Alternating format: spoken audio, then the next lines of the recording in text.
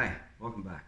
In this episode, we're going to change the tire skin on a tube tire. I've done other videos where I've changed the tire skin on a tubeless tire, but this one's for the 2004 Suzuki Marrader, or also known as the GZ250. And it has it's a tube tire, so we're going to go over how to replace your tire on that. Don't forget to subscribe and click the notification button. Let all your friends and everybody know too. And check me out on Instagram at Clargo Garage. Let's get started. Alright, so this is the tire that we're changing. So I've got the tire off the bike already, and that's going to be a previous episode, taking the tire off and putting it back on. And I'm also going to do one on how to remove your front caliper and clean and lubricate that and change your pads in another video coming soon. So look for those. But yeah, so it's the tire, so it's off the bike, there's still air in it. And right here is my bad spot. So I was washing the bike the other day, and I just happened to look down. I noticed it, which was good, but it's a deep gash all the way in and all the way across. You can kind of see the white of the canvas, but it's not into the tube, so it's still holding air. So I'm not sure if a piece of glass got run over or a piece of metal or something. I don't know when it happened. I never noticed the bike feeling funny. My wife never noticed feeling funny or anything. I just seen it when I was washing it. So this is what we're going to start with, and then we'll end up putting the new tire on. But there is a spoked rim, so there's tubes in the in this tire. So you got to be careful not to puncture your tube when you remove it and put the new one on. And it's also a good time, every time you wash your bike, it's a good time to check and make sure that all your spokes are tight, because I have had to go around and tighten them up, and that's a bit of an ordeal too if they're really bad, where you gotta take the rubber right off and put it in a vise and make sure that you're keeping it square. But hopefully you never have to do that again. But if you do, it's not too bad, and maybe one day I'll try to do a video on how to do that. So the first thing we're going to do is we gotta get the air out of the tire. But on this bike in particular, there's a on the valve stem is threaded and there's a nut on there. So we're going to take that nut off first, so I find it's easier to get it off while there's still air in the tube. So we're just going to put our cap off to the side. Then we're going to grab our wrench, and it's a 12 mil nut. You just loosen it off, and then it should just come off with your fingers. They don't need to be overly tight, it just keeps the valve stem in the right place.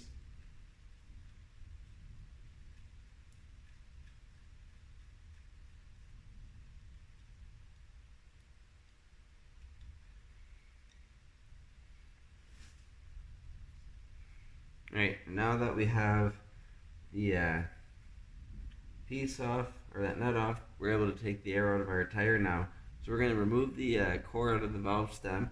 So it's just a little tool. And then be careful when you do it, because it could, if it slips out of your hand, it could take off and shoot far away, and you might have trouble finding it. And it will get loud for a second too.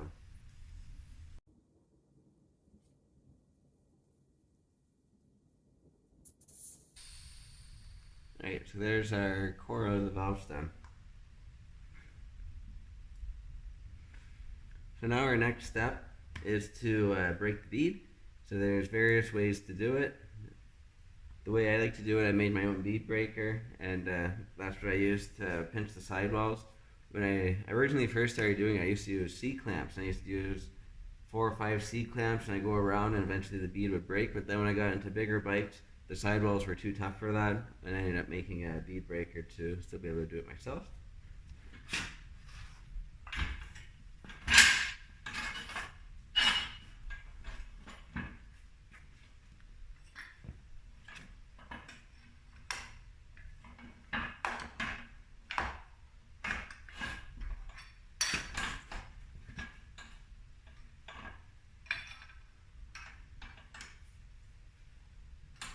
You want to get it close to the rim but not touching the rim so you don't mark it up.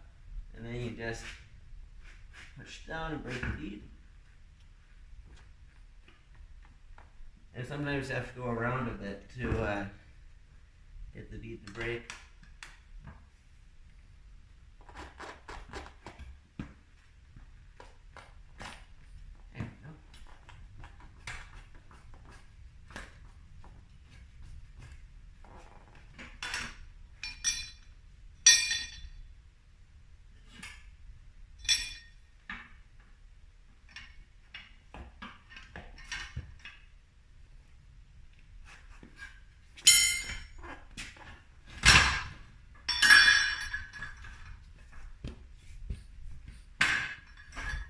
And then once you get the bead broke on the one side, you flip it over and you do the other side.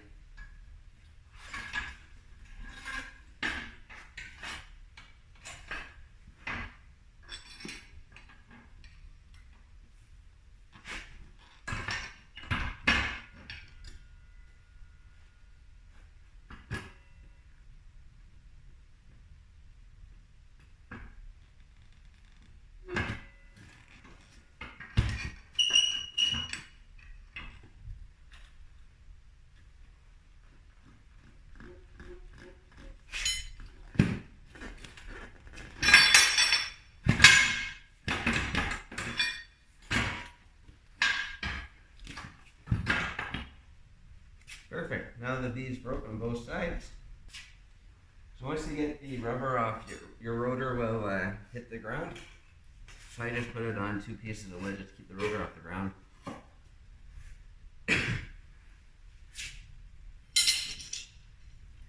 And now I'm going to use 3 tire spoons to get the tire off. So you want to make sure that you put some weight on the one side of the tire so the bead can slip into the deepest part of the rim, and that allows you enough space to get the other side over the rim and then off. And I find it's easiest with 3, but you can do it with 2 tire spoons. But you gotta remember that there's a tube in here, so you can't just jam in and go like crazy. You gotta try to be very delicate and don't go in too far, because if you cut your tube, then you gotta put a patch on or maybe buy a new tube if it really gets damaged.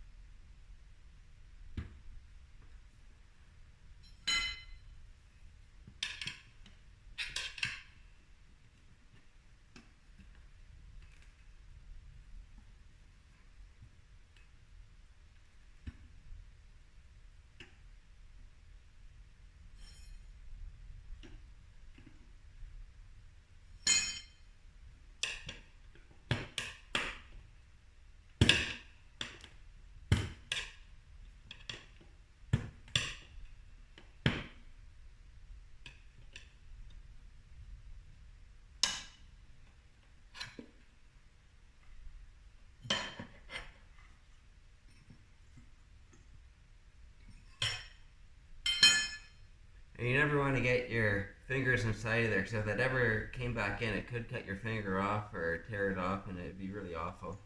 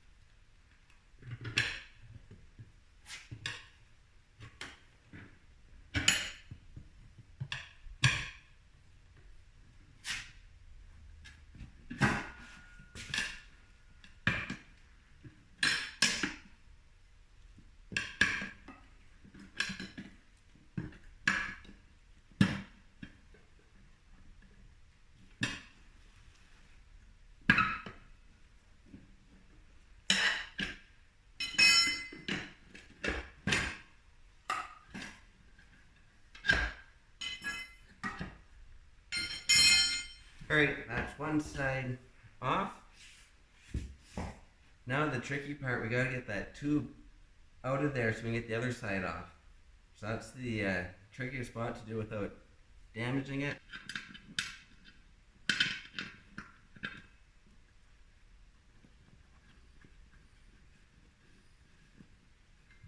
Alright, so I started at the valve stem, and it seemed to be the easiest to get my hands on the tube.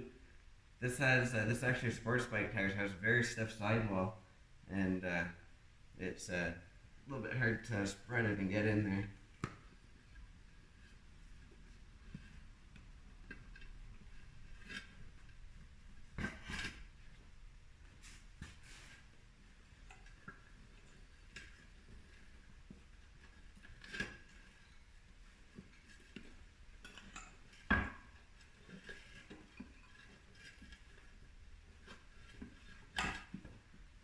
Alright, and there's our tube.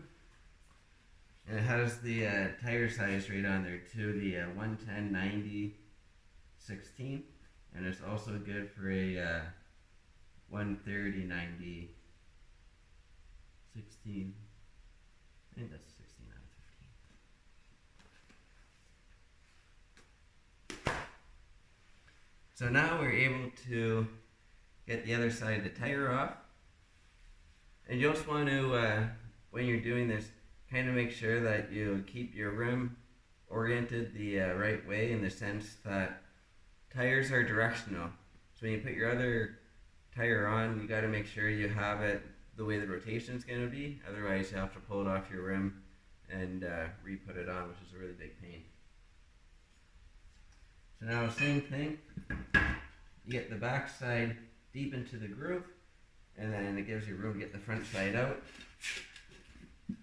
And I find using my knee seems to work pretty good for holding it in place.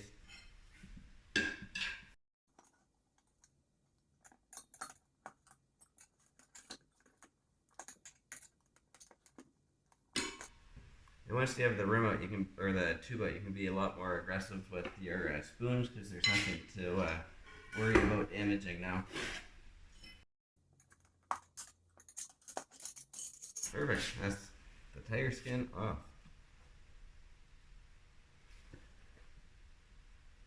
And I'm just giving a quick feel inside, and everything feels pretty good. So whatever made this never damaged anything on the inside of the tire, luckily. Alright, so this is our rim, and these two portions right here, when you set the bead, this is what you're setting. You're getting that tire so it's sitting out tight here, and if you feel your hand on it, even looking, you can kind of see it's flat here. You got the outside of the rim here to keep the bead from falling all the way out, and then right along here there's a bit of a groove up and back down to give a ridge to help keep the bead in place. But your main thing keeping the bead where it is all the tire pressure inside. That's what really keeps it. And then this deeper channel here, that's the channel that we're slipping the back side of the tire into when you're taking it off the other side with your spoons, because this allows that extra 1/4 inch or 1/2 inch, allows the tire to be able to jump over the outer bead so we can get the tire out.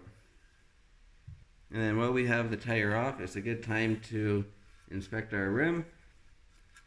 There's a little bit of rust in here, but that will be okay. It's not too bad. So around the valve stem always seems to rust too. The most important thing is that this plasticky rubber is still in there, because if that's not in there, the spokes will end up puncturing a hole in your tube. So that's good there. And now we're ready to start getting ready to put the new tire back on. Alright, now the next thing I like to do is to put the core back in the tube, put some air in it, and then put it in a bucket of water and just look for any little bubbles or anything. This way I know, putting the tube back in, that it wasn't damaged on the way out. There's still the risk that it might be damaged on the way in, but at least you might catch an issue before you get everything back together. And then you're not going to be able to get the tire or the tube hard like you would in when it's inside the tire, because it just wants to keep expanding. So you just got to get enough air in it where you can kind of play with it. So that's all the air I'm putting in. And then you can still kind of work it in. I'm just looking for bubbles. Even if there's a hole in the backside, you'll see the bubbles coming out and around. So you just take your time and check it out. And I usually start the valve stem, so I know I went all the way around. And also the tire will be wet too, which is another good giveaway.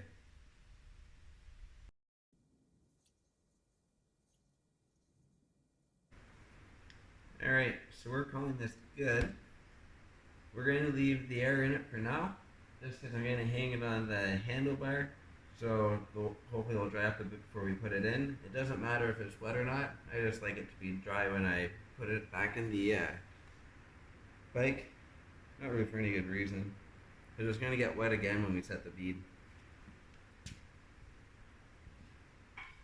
So now we're going to put our rim back down, and in this case we're going to keep the rotor side down again, but we know that the rotor is on the left hand side of the bike. So here's the left hand side. When the bike's traveling forward, the rim's rolling like this. So that's important, because that's the direction of travel, so that's the way the arrow on the new tire is going to have to point. So we got to keep that in mind when we do it. This is the new tire that's going on. It's just the Mesler. I usually run basically the cheapest tire I can find. Like the last tire I had on there was $80, which is not too bad of a price, I guess. We're in Canada. And but I've run Meslers, Dunlops, I've run a whole lot of different tires on here. And this time I went to get my tires, I was having trouble finding them. This was the only tire left other than Bridgestone, and I've had Bridgestones before, and I never liked them, so I will not run Bridgestone on my motorbikes, because I had very, very bad luck with them. They are super slick, and so I just don't like them. So that's what I'm running on here. There's a dot on one side, right here. That red dot there, and that'll wash off once you wash the bike once or twice. But that dot will... So with that dot, tire manufacturers normally put a dot either at the heaviest point of the tire or the lightest point of the tire. So I just go into Google and I type in the manufacturer and I see what they do. So in this case, Mesler puts the dot at the lightest side, so I'm going to put that dot at the same spot as the valve stem. So I'll line that up with the hole in the rim of the valve stem is going to be. If the tire manufacturer marks it as the heaviest spot, I put it opposite to the valve stem. This way it helps to keep things balanced. And if your rim has any weights on it, I always just leave the weights on there. Otherwise, you might have to get your rim rebalanced. Because usually it's the rim that's off balance, not so much the tire. The tire is usually a little more neglectable than it's usually the rim is what really needs to be balanced. So if you leave any weights on there, if there's weights on there before, you're probably going to be okay. If not, you might have to put those ball things in that balance, but I've never had to do that, leaving the weights on the rim. So we're going to pull this cardboard out now. It was just to keep the tire from getting all smushed, and this is how they shipped it to me. I didn't do this, this is how it was shipped. Then we want to do one final inspection on the inside, make sure that everything looks okay in there. And same with on the outside, we want to do one final inspection and make sure it's good. And then we want to look on our sidewall for the direction of rotation. And here's our marking here. I don't really like how they marked this one either, actually. So here's rotation, front wheel, and the arrow is pointing that way. So we know when we put the tire on, it's going to be rotating like this. Our arrow is pointing that way. So that's how it's going to go onto the bike. But this is more similar how most tire manufacturers mark their direction of rotation. They'll do an arrow, like just a regular style arrow, so there's no confusion at all. I don't like how they mark that one. It just doesn't look that great. Where this one here, you know, without a doubt, that's the direction of rotation. Alright, so our next step, we're going to get the tire back on, and it's going to be the same thing as before. We're going to get the backside into that groove, and then work our way around the opposite way. Now we're going to work away from us instead of towards us.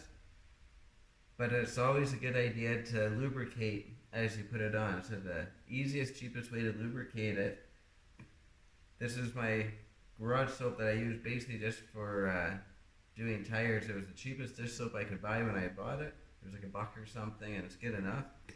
So I just take a cup and I put a healthy amount of soap in it.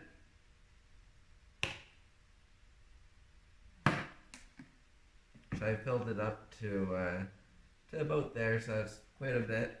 And then I put some water in, and then I shake it up so it's nice and foamy. I just use my fingers or whatever.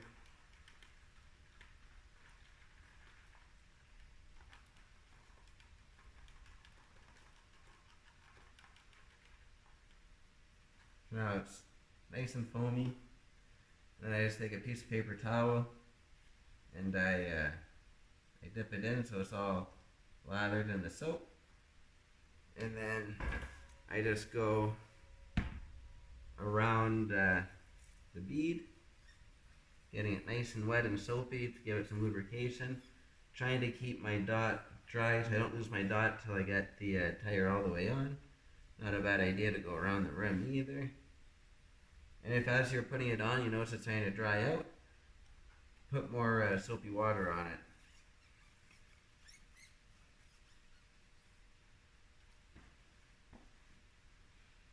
So my valve stem's right here, my red dot's here, so I'm just going to flip it over like so. And the hardest part's getting it started. Once you get it started, it's not too bad.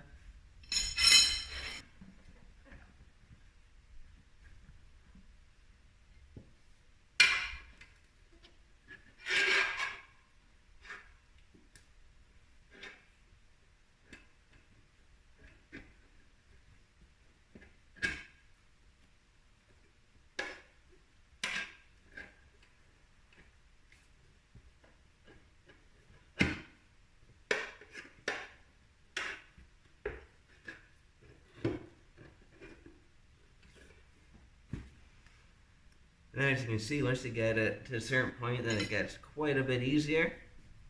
And the other side will be quite a bit easier too.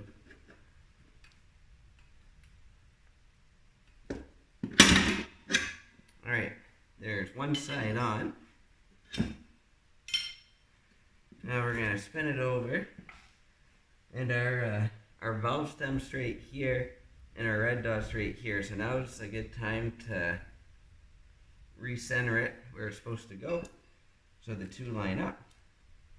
And now we're going to grab our tube, take all the air out, and we're going to work it back in. And we'll start at the valve stem and we'll work our way back around the other way.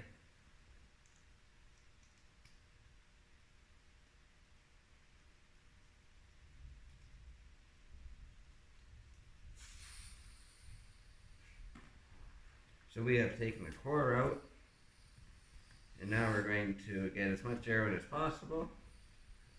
Usually just go upside the valve stem and then just kind of squeeze it all out.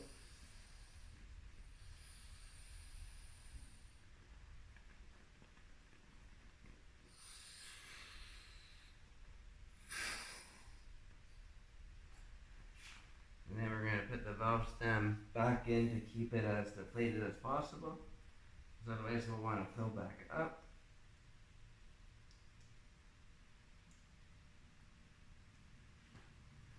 So the valve stem's back in, and as you can see it stays a little bit flatter.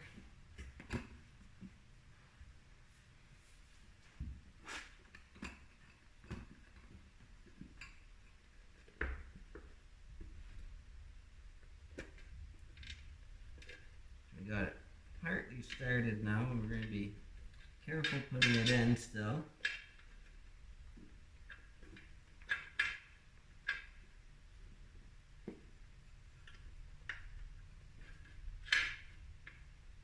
And now that we've got a little bit of it in, we're going to try to get that valve stem through the rim. That's kind of the trickiest spot, or hardest part. It's hard to get in there, and it's really hard to get in there, so I'll show you it on camera.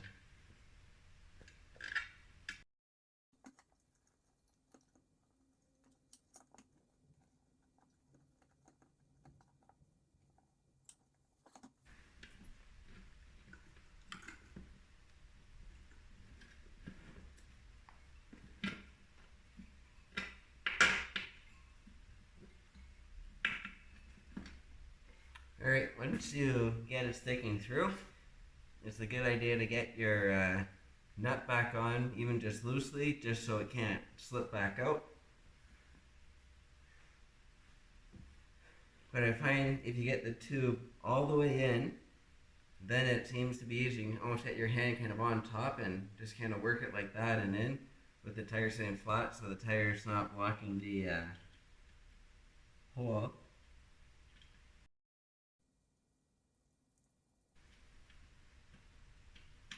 So we got our nut on loosely. The stem is sticking out nice and straight. It's not cockeyed one way or the other. Just like so. So as you can see, it's nice and straight coming out.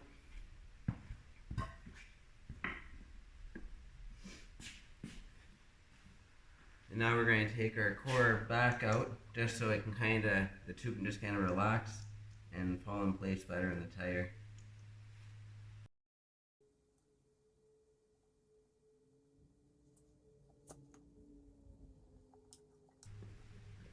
So I like to kind of put my hand inside and just kind of feel the tire and try to push it as far away from the outer bead as possible.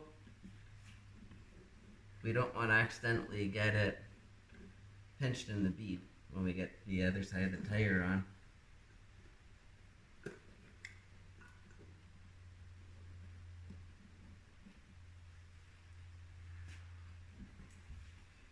Then we're going to recheck our dot, because they always kind of move a little bit on us.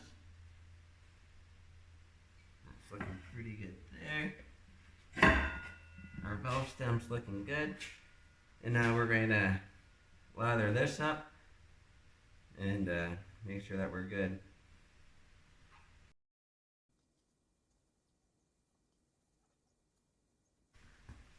And you can feel in your hands too how well the soap helps lubricate.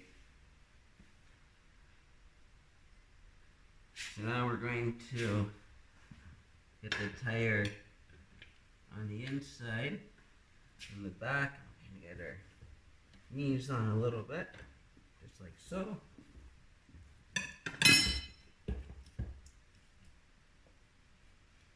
So this is making sure that we're down lower in that groove so we can work our way all the way around to get the rest of the tire on.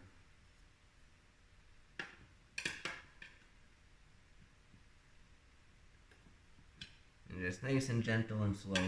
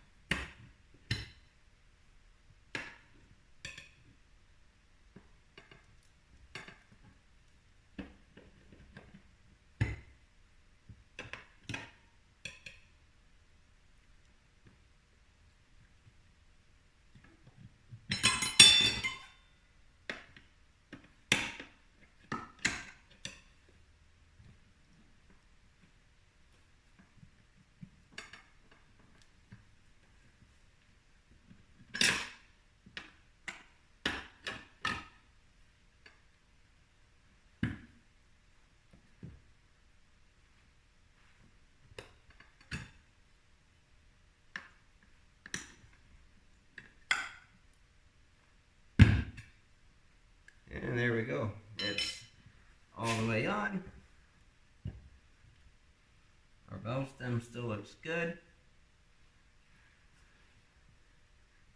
And now we can double check our dot. Our dot looks really good. It's lined up perfectly. There's our valve stem and there's our dot, so they're perfectly in line, so we're good there. And then one last triple check of rotation. So rotor's on the left hand side, front is going towards the camera, and the tire's rotating like this, so it's going this way. We look at our arrow's right here pointing like that, so we are good there.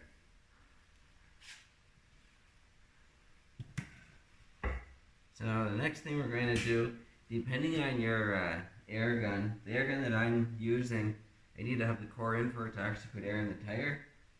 So I'm going to put the core back in. If your air gun can put air in the tire without having to put the core in, do that, because we're going to end up inflating and then deflating anyways.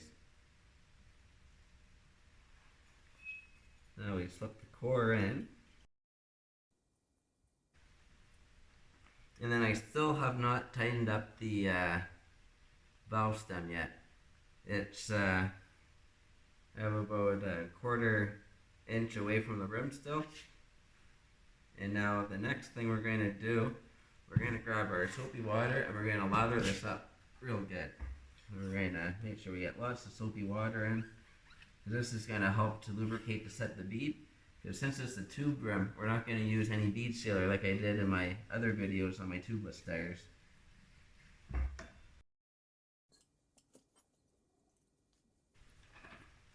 And the more generous you are with the water, the easier your tire will go on.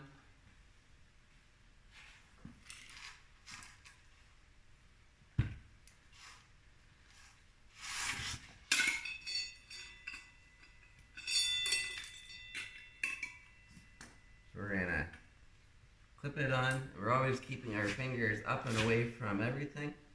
And then we're just going to do little shots. There we go. You can see it's moving already.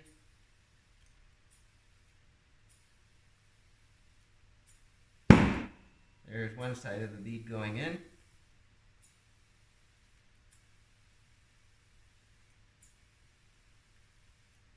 And here goes the other side. You can see it moving. There we go. We're still not in all the way, so we're going to give it a little more air.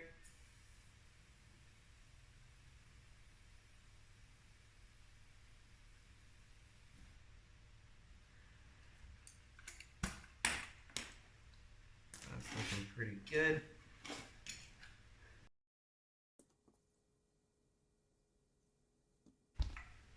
This is very important that you get your bead set all the way, otherwise it could come off the bead while you're riding, which is very, very dangerous.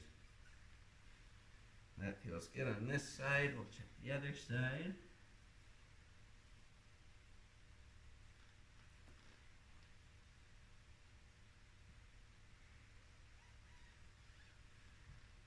Perfect. And then one thing with a tube tire, you have air in it, you go around like this to make sure there's no leaks, and sometimes if you do that, you'll see little bubble spots.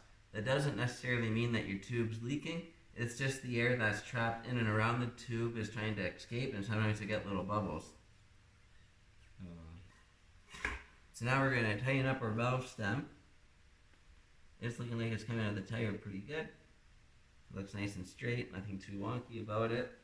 So we'll grab our 12mm wrench. And you don't got to reef on it, you just got to just slightly snug is good. Perfect. Now we're going to take the air back out. I was always shown to do it like this. You put the air in and then you end up taking the air out. We're going to put a little bit more pressure in first just to make sure. Because usually you run it up to about 50 or 60 pounds.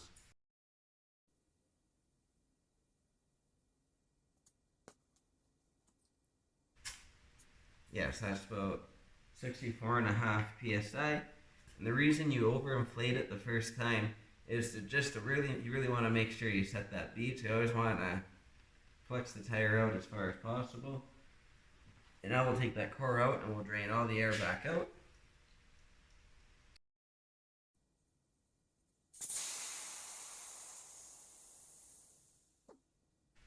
Perfect. So now all the air is all the way back out, and it gives you one last chance to kind of squeeze and check your bead, make sure everything looks okay.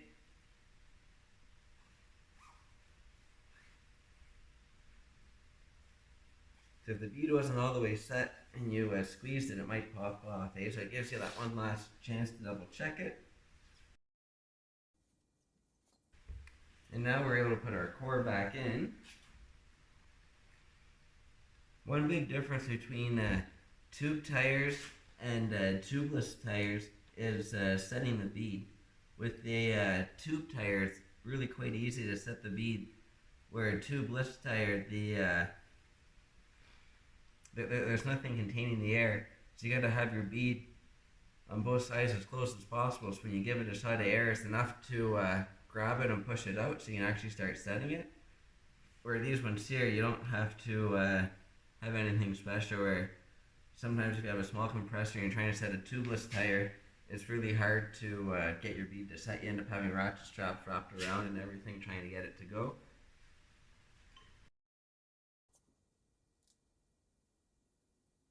This is a good example of what I was talking about. So there's not a hole in the tube, but you can see in some places, where are we? You can see that it was starting to bubble out just because we were putting air in, and the tube was displacing the air on the inside, but it's nothing to worry about. You don't have a hole in your tube. So we're going to set this at about 32 psi. I don't trust the gauge on this anymore. It's not the most accurate, so that's why I'm using that other gauge to take my true readings, because this gauge is no good anymore.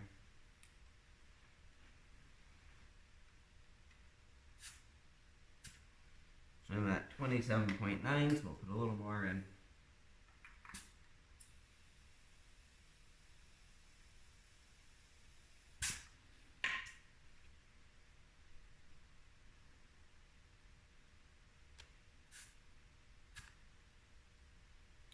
That's 38.5, so we're going to drain some of that air out because that's too much air for this bike.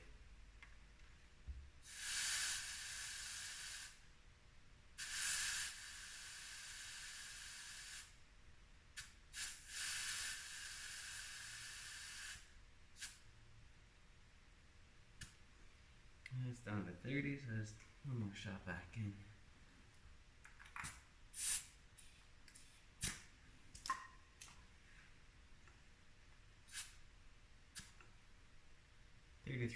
.5, that's good for now. We'll leave it at that, and we can check it again in a little bit or in a few days and just make sure that it's staying around the same. Because the air in the compressor, it might be warm too from running, so it might cool and lose a psi or two as well, just from natural cooling or heating, right? So awesome. Now we put our valve stem back on, our valve cover back on. Keep all the dirt and dust out. And there we go. That's a new tire skin all the way on. And that was taking your time, not rushing or anything. So that took about 36 minutes in total from once the tire was removed. And that was while recording and everything. So that's pretty good. So tires all on. We're in good shape. Last thing we're going to do before we put it back on, we're going to clean the rim and everything, just because it's no time easier than this to get to it, but I'm not going to show that. And watch the other video, how to remove and reinstall your front tire to see how the tire came off and went back on the bike. Alright, that's it for this episode. Don't forget to check me out on Instagram at Clargo Garage, and also subscribe and click the notification button on YouTube. Tell your friends and family, Thanks for watching. Have a great night.